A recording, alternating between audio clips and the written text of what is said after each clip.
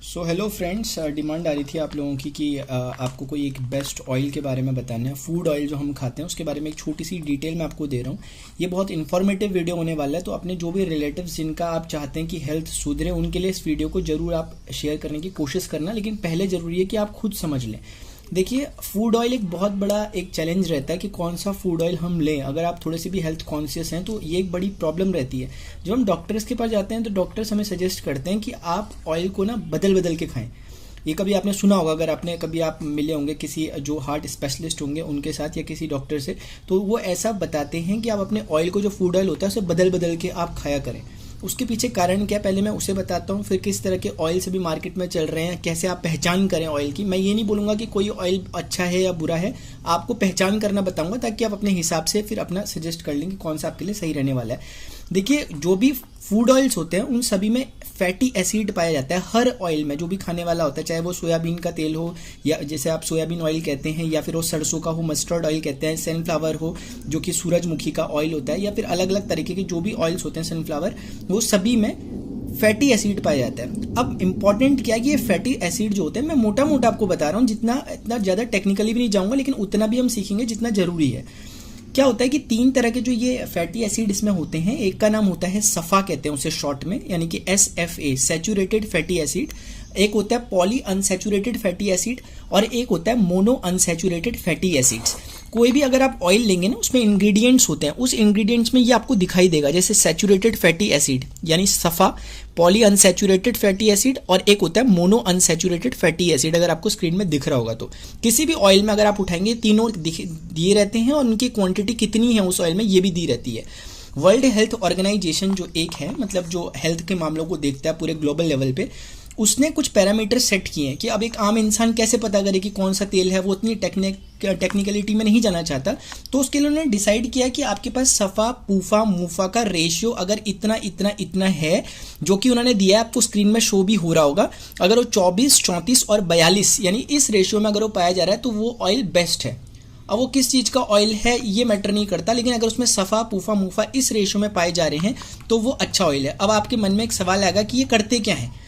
तो सफ़ा, पूफा, मूफा का जो मेन वर्किंग है वो बैड कोलेस्ट्रॉल को कम करना और गुड कोलेस्ट्रॉल को बढ़ाना, इसका मेन काम है। क्योंकि तेल से देखिए मेन प्रॉब्लम क्या आती है ना, कि असल में अगर मैं आपको थोड़ा सा बताऊं तो जैसे कोलेस्ट्रॉल की प्रॉब्लम कभी आपने अगर सुना होगा किसी को होती है, तो कोलेस्ट्रॉल में होता क्या है, उसमें कहीं ना कहीं जो आर्टरीज होती हैं, जो धमनियाँ होती हैं शरीर की, उनमें ना फैट जमा होने लग जाता है। फैट जमा होने लग जाता है। दूसरा, आपने सुना होगा कि हमारा जो हार्ट रहता है, जो हृदय है, हमारा जो दिल है, वो पूरे ब्लड को पंप करता रहता है, पूरे शरीर में पहुंचाने का काम उसी का है। अब जब वो आर्टरीज में फैट जमा होने लग जाता है तो वो ब्लड को वहां से फ्लो करने में प्रॉब्लम होती है, और यानी कि हार्ट को पंप करने में प्रॉब्लम होती है। और हार्ट जब पंप करने में प्रॉब्लम करता है तो उसी से फिर हार्ट स्ट्रोक्स जो आते हैं वो उसी का एक कारण रहता है। तो कोलेस्ट्रॉल जब किसी का बढ़ता है तो फिर बीपी की प्रॉब्लम भी होने लग जाती है, फिर धीरे धीरे हार्ट्स की प्रॉब्लम भी कहीं ना कहीं इसी से आती है। इसीलिए जो जिनको कोलेस्ट्रॉल की प्रॉब्लम है और जिनका कोलेस्ट्रॉल, जो बैड कोलेस्ट्रॉल है, वो बहुत ज़्यादा बढ़ जाता है, तो अल्टीमेटली जो डॉक्टर्स होते हैं उनकी द्वारा सजेस्ट किया जाता है कि अब आपको एक एलोपैथी की एक दवाई लेनी पड़ेगी। वो होती है स्टैटिन। स्टैटिन नाम की दवाई ली जाती है जब कभी भी ब्लड बहुत ज़्यादा गाढ़ा हो जाता है, तो उसे थिन करना पड़ता है, पतला करना पड़ता है खून को, क्योंकि अगर वो गाढ़ा हो जाएगा तो फिर वो मूवमेंट उसका काफ़ी ज़्यादा रुक जाता है, तो हार्ट स्ट्रोक्स की उससे संभावनाएं रहती हैं। तो कहने का मतलब है कि स्टैटिन जो ली जाती है उसके भी अपने साइड इफेक्ट हैं बहुत सारे। तो एलोपैथी में बहुत जल्दी डॉक्टर से सजेस्ट नहीं करते किसी को कि आप स्टैटिन लें, लेकिन जब स्टैटिन ली जाती है तो फिर उसके अपने फिर साइड इफेक्ट बहुत सारे होते हैं। ये जो चीज़ें मैंने आपको बताई कि सफ़ा, पूफा, मूफा, यही वो चीज़ें हैं जो कि बैड कोलेस्ट्रॉल और गुड कोलेस्ट्रॉल को बैलेंस करने का काम करती है।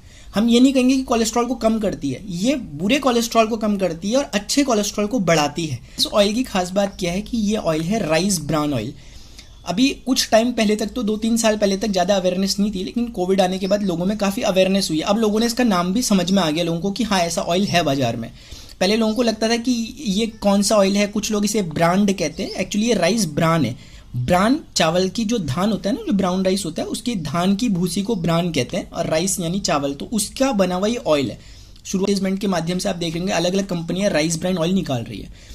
अब एक आखिरी सवाल आता है कि राइस ब्रान ऑयल ठीक है, देखिए ग्राउंडनट ऑयल जो मूंगफली का तेल होता है वो भी, जो मैंने आपको अभी रेशियो बताया, उनको फॉलो करता है, ठीक है ना। तो 2 तेल फिलहाल ऐसे हैं मार्केट में जो कि अच्छे माने जा सकते हैं, एक राइस ब्रान ऑयल चावल की भूसी का, और एक ग्राउंडनट ऑयल यानी कि जो मूंगफली का तेल होता है।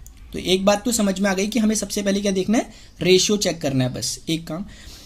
अब क्या होता है कि मार्केट में अलग अलग कंपनियां राइस ब्रान दे रही हैं। अब हम ये कैसे पता करें कि कौन सा राइस ब्रान अच्छा है, कौन सा अच्छा नहीं है? तो राइस ब्रान की एक बहुत ही ब्यूटीफुल सी एक प्रॉपर्टी होती है कि राइस ब्रान ही एक ऐसा एकमात्र तेल है, एकमात्र ऐसी चीज है जिसमें ओराइजनॉल पाया जाता है। राइस ब्रान में ही पाया जाता है। राइस ब्रान ही, चावल की भूसी में एक ओराइजनॉल मिलता है। ओराइजनॉल के अपने बहुत फायदे हैं, वो मैं कभी और डिस्कस करूंगा, लेकिन मोटा मोटा इसे ऐसे समझें कि ये ओराइजनॉल एक तरह का एंटीऑक्सीडेंट होता है, और कहीं ना कहीं ये एक तरह की, आप इसे नेचुरल हर्ब समझ सकते हो, यानी अपने लिए एक औषधि समझ सकते हो, नेचुरल, जो डाली नहीं जाती है, नेचुरली मिलती है। अभी मैं ज़्यादा ओराइजनॉल के बारे में डिस्कस नहीं करूंगा। तो सबसे बेस्ट पहचान क्या होती है कि कोई भी राइस ब्रान ऑयल अगर आप लें तो उसमें देखें कि ओराइजनॉल कंटेंट कितना है। तो जब आप ढूंढेंगे तो कहीं आपको मिलेगा, तो उसका पूरा नाम वैसे गामा ओराइजनॉल होता है, शॉर्ट में ओराइजनॉल बोलते हैं। तो ये देखिए, जैसे इसमें अगर आपको दिख रहा होगा तो ये है 1400 मिलीग्राम पर 100 ग्राम में बात की जा रही है यहाँ पर, तो 1400 मिलीग्राम। तो क्योंकि ये लगभग 910 ग्राम है तो आप समझ सकते हैं कि 14,000 मिलीग्राम के करीब ये है। तो इस तरीके से जिसमें ये कंटेंट जितना ज़्यादा होगा ओराइजनॉल का, वो तेल की कीमत ऑटोमेटिकली बढ़ जाएगी, और असलियत में कीमती तेल वही है। तो मार्केट में भी अगर आप राइस ब्रान देखने जाएं तो आप क्या देखेंगे, उसमें ओराइजनॉल कंटेंट कितना है। अमूमन जो मार्केट में मिलता है उसमें लगभग 1000 मिलीग्राम होता है। तो आप ये मत सोचें कि 1000 मिलीग्राम है, ये 1400 है, तो सिर्फ 400 का फर्क है। 400 का फर्क नहीं है, ज़्यादा फर्क है, क्योंकि ये तो पर 100 ग्राम में है ना, पर 100 ग्राम में 400 का फर्क है। लेकिन आप तो 900 ग्राम ले रहे हो, तो आप समझ सकते हैं कि कितना फर्क हो जाने वाला है। तो इसलिए जैसे जैसे गामा ओराइजनॉल की क्वांटिटी बढ़ती रहती है, वैसे वैसे इसकी कीमतें मार्केट में बढ़ती रहती है। इसलिए आप देखेंगे आज मार्केट में 150-200 रुपये का भी राइस ब्रान मिलेगा, और आपको 1000 1500 लीटर रुपए के राइस ब्रान भी मिलते हैं। डिपेंड करता है कि उसमें ओराइजनॉल कंटेंट कितना है। अब जिसकी मैं बात कर रहा हूँ इस ऑयल की, इसमें सबसे मैक्सिमम जो अभी तक मुझे देखने में मिला मार्केट में, सबसे ज़्यादा ओराइजनॉल इसी में पाया गया, और इस कीमत पर जिसमें ये मुझे मिला है। तो एक बात ये है, और छोटी सी कुछ बातें मैं और बता दूं उसके बारे में। ओराइजनॉल तो इसमें है ही, साथ में इसमें टोकोफेरॉल और इसमें है ये है टोकोट्राइनॉल्स। बेसिकली विटामिन ई जो होता है उसी का ये कंटेंट होता है। अगर आप देखेंगे कि टोकोफेरॉल किस में मिलता है, अगर आप सर्च वगैरह भी करें गूगल में कि हमें टोकोफेरॉल चाहिए, यानी विटामिन ई अगर हमें चाहिए तो हमें क्या लेना चाहिए, तो आपको सीधे सजेस्ट करेगा कि आप राइस ब्रान ऑयल को लें। मतलब राइस ब्रान में मिलता है टोकोफेरॉल, और एक पाम ऑयल होता है उसमें ही मिलता है, लेकिन पाम ऑयल का भी फिर अपने नुकसान है। तो अगर हम देखें तो हमें कहीं ना कहीं ये जो इस नाम से ये तेल आ रखा है मार्केट में, health guard physically refined rice bran oil, और ये भी एक अच्छी बात है। कभी कभी लोगों के मन में क्वेश्चन उठता है कि ये रिफाइंड है और हमें रिफाइंड तो नहीं खाना चाहिए, डॉक्टर्स बोलते हैं नहीं खाना चाहिए। आपने बहुत सही अगर ऑब्जर्व किया तो सही ऑब्जर्व किया कि रिफाइंड ऑयल हमें नहीं खाना चाहिए, लेकिन क्यों नहीं खाना चाहिए वो थोड़ा सुन ले। रिफाइंड ऑयल का मतलब होता है कि कोई ऑयल है उसे साफ कर रहे हैं आप, रिफाइन कर रहे हो, ये इसका मतलब होता है। अब होता क्या कि कंपनी के पास दो तरीके होते हैं किसी भी तेल को साफ करने के। एक तरीका होता है केमिकली रिफाइंड, और एक होता है फिजिकली रिफाइंड। मार्केट में जितने रिफाइंड ऑयल चल रहे हैं मोस्टली 80 से 90% केमिकली रिफाइंड होते हैं। पहचानोगे कैसे? उसमें फिजिकली नहीं लिखा होगा, उसमें सिर्फ लिखा होगा रिफाइंड, यानी कि केमिकल डालकर तेल को साफ किया जाता है। तो केमिकल कहीं ना कहीं तेल को बर्बाद करने का काम करता है, और फिर उसी केमिकल से लोगों को फिर बाद में एसिडिटी जैसी प्रॉब्लम्स होती है तेल से। तो अगर हम रिफाइंड ऑयल ले रहे हैं और अगर वो फिजिकली रिफाइंड है, फिजिकली रिफाइंड का मतलब क्या होता है, जैसे आपने मान लिया चाय बनाई, चाय बनाने के बाद आपने वो जो छन्नी होती है उससे चाय को छान दिया। जैसे आप फिल्टर यूज़ करते हैं, फिल्टर में क्या होता है कि जो भी अशुद्धियाँ होती है वो फिल्टर हो जाती हैं, अपने आप रुक जाती हैं और पानी शुद्ध नीचे आ जाता है। तो इसमें कोई केमिकल नहीं डाला, लेकिन सफाई फिर भी हुई है। तो उसी तरह के प्रोसीजर को यहाँ भी इस्तेमाल किया जाता है। बड़ी बड़ी मशीनें लगाई जाती हैं, उसके द्वारा अशुद्धियों को दूर किया जाता है जो तेल में रह जाती हैं, जो धान की भूसी वगैरह से बनी होंगी, और फिर तेल को अलग से रिफाइन कर लिया जाता है। और ये जो मैंने ऑयल लिया इसका MRP आप देखें 280 रुपीज़ है, 280 रुपीज़ है। और ये मुझे मिला एक RCM, right concept of marketing, इस तरह से नाम से एक RCM की शॉप्स होती हैं, और वो हर जगह नहीं होती, वो मतलब 2-2, 3-3 किलोमीटर के दायरे में होती है, और वो कॉमन शॉप नहीं होती, उसके लिए प्रॉपर एक नंबर वगैरह होता है। जिन्होंने भी आपको ये वीडियो वगैरह शेयर किया होगा उनसे आप इस बारे में ज़्यादा डिटेल पूछ सकते हैं, क्योंकि मैं आपको अगर असलियत बताऊँ, क्योंकि मैं चाहता हूं कि आपको प्रॉपर इन्फॉर्मेशन दे दूं। यहाँ पर कुछ लोग हो सकता है नाराज भी हो जाए, लेकिन मैं आपको प्रॉपरली बता देता हूं कि MRP भले इसका 280 रुपये है, लेकिन ये मुझे जब मैंने अपनी ID से लिया जो वो था 180 रुपीज़ का। ये कुछ इस तरीके से, अभी थोड़ा सा ये रफ हो गया है, यहाँ पर मुझे दिखा कि 180 रुपीज़ का इस तरीके से यहाँ पर इसका ये आता है। कुछ टैक्स वगैरह भी इसमें थोड़ा सा लग जाते हैं, उसके बाद ये प्राइस मिला मुझे।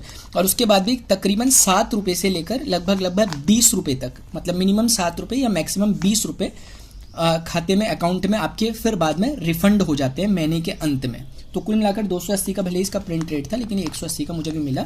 और मार्केट के हिसाब से इसके प्राइस फ्लक्चुएट करते रहते हैं, तो आप जब भी वीडियो देखेंगे उस हिसाब से इसके मार्केट में प्राइस कम या ज़्यादा हो सकते हैं। तो ये डिटेल थी, मुझे लगा कि ज़रूर बताना चाहिए, क्योंकि मुझे भी इसके बारे में जब जानकारी मिली, और अभी से नहीं, हम लगभग करीब 15 सालों से इस ऑयल को यूज़ कर रहे हैं और इसके बहुत अच्छे इफेक्ट हमें देखने को मिले, इसलिए कोशिश की मैंने कि और लोगों को ही बता दूं। वैसे तो बताते ही थे, लेकिन आज सोचा कि वीडियो के माध्यम से, ताकि एक ज़्यादा जनता को पता चल सके इसके बारे में और खुद आप अपना डिसीजन ले सकें। तो ये है health guard physically refined rice bran oil. Thank you so much for watching.